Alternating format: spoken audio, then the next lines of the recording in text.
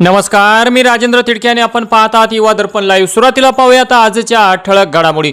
तुकाराम मुंढेंचा मोठा निर्णय, राज्यात आजपासून सुट्टे तेल विक्रीवर पूर्णपणे बंदी, नियम मोडणाऱ्यांवर होणार मोठी कारवाई।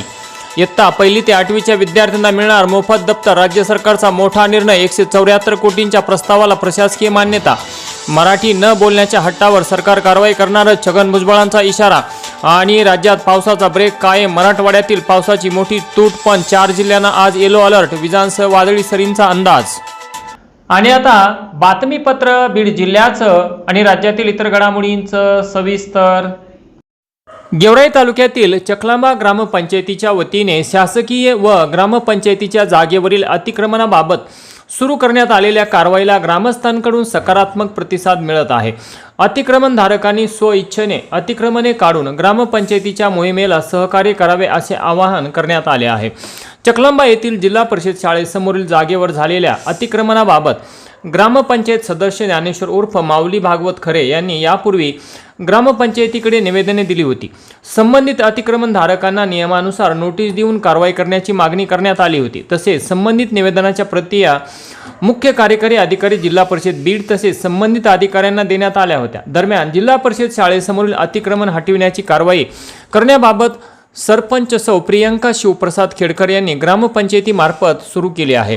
त्यांच्या पुढाकाराचे ग्रामस्थांकडून स्वागत करण्यात येत आहे।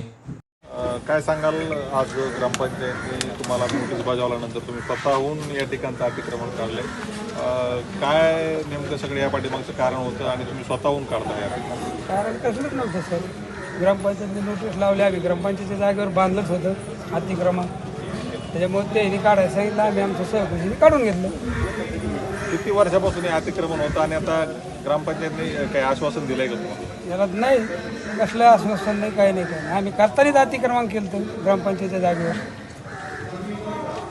किती वर्षापासून अतिक्रमण? हे 15 वर्षापासून। राज्यातील स्थानिक स्वराज्य संस्थांच्या शाळांमध्ये शिक्षण घेणाऱ्या इयत्ता 1ली ते 8वीच्या विद्यार्थ्यांना मोफत शैक्षणिक साहित्य उपलब्ध करून देण्याच्या उपक्रमाअंतर्गत आता मोफत शालेय दप्तर देण्यात येणार असल्याची मोठी घोषणा राज्य सरकारने केली आहे।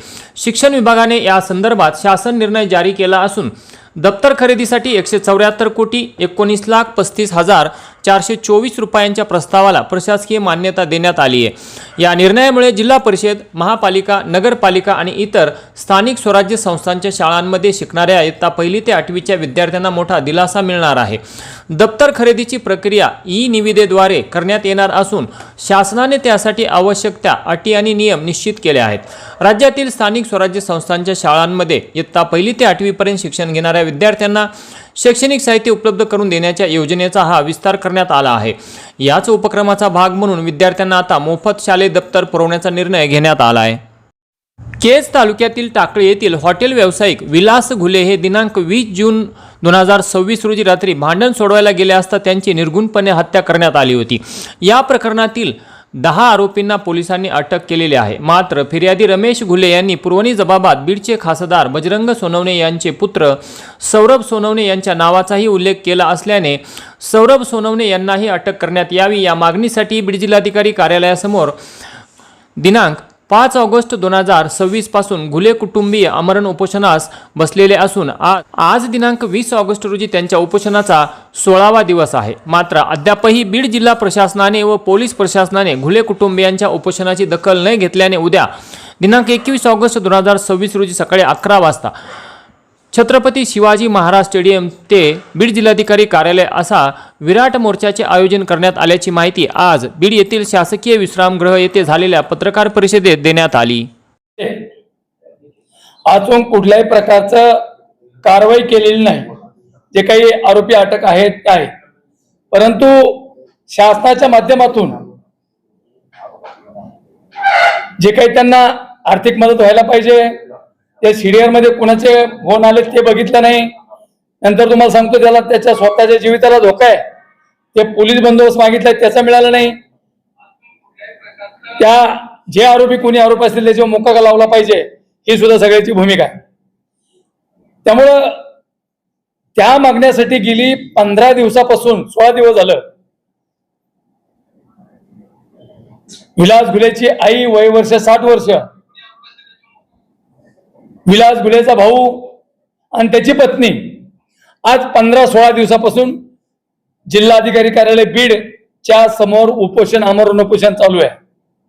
हे सगळं होत असताना विलास घुलेच्या पत्नीने वीज प्रशासन केलं, तरीही शासनाला कुठल्याही प्रकारची जाग आली नाही.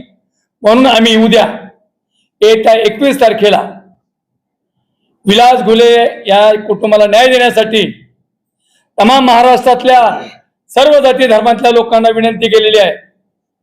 आपण त्याचा खून झालाय, त्याचा खून केला गेला, अशा कुटुंबाला न्याय देण्यासाठी तमाम महाराष्ट्रातल्या सर्व समाज बांधवांनी उद्याच्या मोर्चात सहभागी व्हावं. गेवराई तालुक्यातील तलवाडा ग्रामपंचायत अंतर्गत 15व्या वित्त आयोगाच्या निधीची विविध विकास कामे दाखवून विल्हेवाट लावण्यात आल्याची चर्चा आहे. काही कामे न करताच 15व्या वित्त आयोगाच्या निधीवर डल्ला मारण्याचे काम झाले असून अनेक कामांचे इस्टिमेट उपलब्ध नाही, तर अनेक कामाचे मेजर बुक उपलब्ध नसल्याने सर्वच सावळा गोंधळ निर्माण झाला आहे. गावात स्वच्छता राखण्यासाठी गावातील कचरा बाहेर नेऊन टाकण्यासाठी घंटागाडी खरेदी केली असून 2 ते 2.5 लाख रुपये किमतीच्या या गाडीला पावणे 4 लाख रुपये दाखवले असल्याने गावात उलटसुलट चर्चेला उधाण आले आहे. त्यामुळे नव्यानेच आणलेली गाडी 5 ते 6 महिन्यांपासून एका जागेवरच उभी असल्याने ती केवळ शोभेची वस्तू बनून राहिली आहे. गावात लाईट, पाणी, स्वच्छता, आरोग्य, साफसफाई इत्यादी मूलभूत सुविधांचा अभाव असून स्वच्छतेच्या नावाने तर नुसती बोंबाबोंब सुरू असल्याने आता घंटागाडी तात्काळ सुरू करण्यात यावी अशी मागणी जोर धरू लागली आहे. बीड जिल्ह्यातील विविध मल्टीस्टेट पतसंस्थांमध्ये अडकलेल्या ठेवीदारांच्या ठेवी परत करण्याच्या अनुषंगाने जिल्हाधिकारी तथा जिल्हा दंडाधिकारी बीड यांच्या अध्यक्षतेखाली काल दिनांक 19 ऑगस्ट 2026 रोजी जिल्हाधिकारी कार्यालयात आढावा बैठक घेण्यात आली. या बैठकीस पोलीस अधीक्षक, उपजिल्हाधिकारी, MPID तसेच संबंधित अधिकारी यांची उपस्थिती होती. या बैठकीत प्रलंबित प्रकरणांमध्ये आर्थिक गुन्हे शाखा व गुन्हे अन्वेषण विभागामार्फत तातडीने कारवाई करण्याच्या सूचना देण्यात आल्या.